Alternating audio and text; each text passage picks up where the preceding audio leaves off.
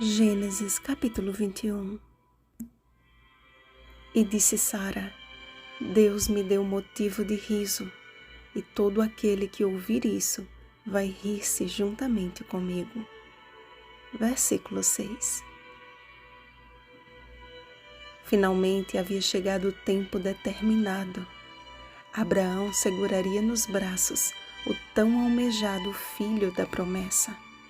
Após longa espera e momentos de expectativa, aquele casal de idosos contemplou o milagre em forma de um recém-nascido. Quando o Senhor disse a Abraão que de Sara lhe daria um filho, ele se riu. Gênesis capítulo 17, versículo 17. Da mesma forma, quando ouviu o prenúncio de sua gravidez, riu-se, pois, Sara no seu íntimo. Gênesis capítulo 18, versículo 12.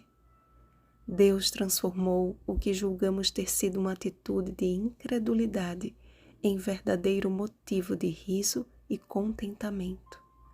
Nada mais poderia ter causado tantos sorrisos e tanta alegria àquele longevo casal do que aquele filho. Isaque era a prova visível da fidelidade do Deus a quem serviam. Havia, contudo, o filho da serva, que, sob a influência de sua mãe, tornou-se uma ameaça à segurança de Isaque.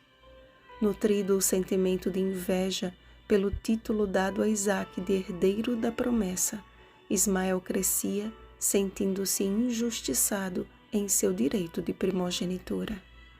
Por certo, o desmame de Isaque ter sido elevado à ocasião de grande celebração foi a gota d'água para ele. Em seus olhos, Sara pôde ver o ódio homicida de quem poderia cometer o mesmo erro de Caim.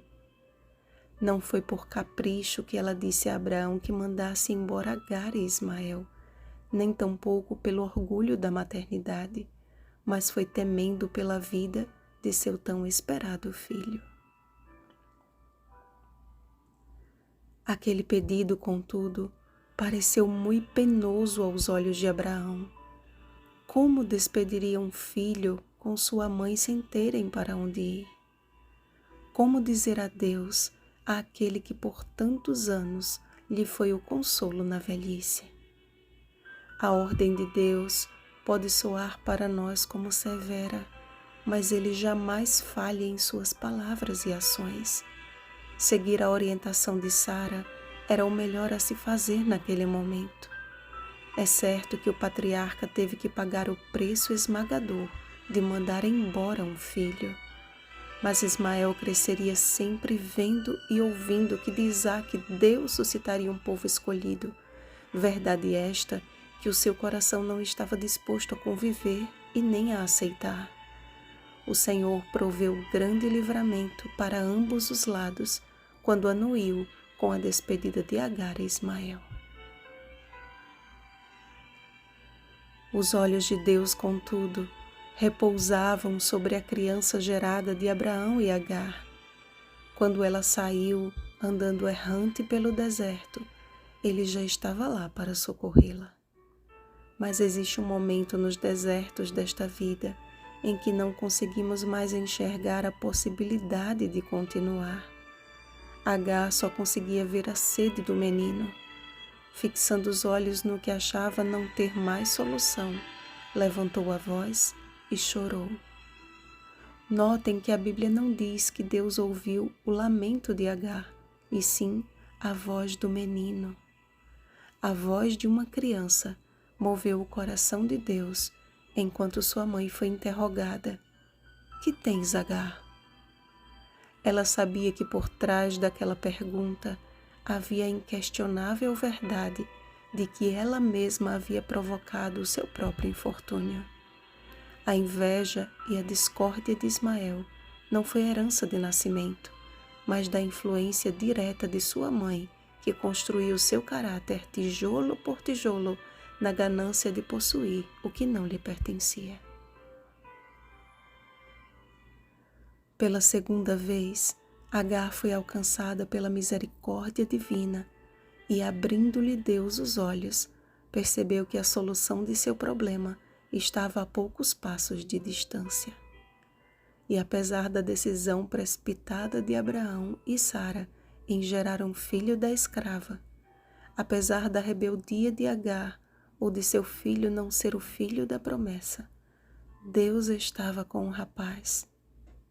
Por esse tempo, o rei Abimeleque, reconhecendo que Abraão servia ao Deus Todo-Poderoso, fê-lo jurar que não mais usasse de mentiras para com ele nem com seus descendentes. Pelo que Abraão jurou e defendeu um direito que era seu sobre um poço de água. Percebam, amados, que este poço era o mesmo poço de água em que Agar foi dar de beber a seu filho no deserto de Berseba. Ou seja, antes que Agar e Ismael chegassem àquele deserto, Deus já havia movido Abraão a ali cavar o poço que lhe salvaria a vida. E Abraão já havia plantado tamargueiras em Berseba, uma espécie de arbusto. E onde foi que Agar refugiou Ismael do calor do deserto? Colocou ela o menino debaixo de um dos arbustos. Deus já providenciou a solução para cada um de nossos problemas. Precisamos apenas pedir como uma criança e Ele abrirá os nossos olhos para enxergarmos as suas bênçãos. Vá até Jesus com a humildade e a dependência infantil e Ele lhe dará da água que jamais esgota.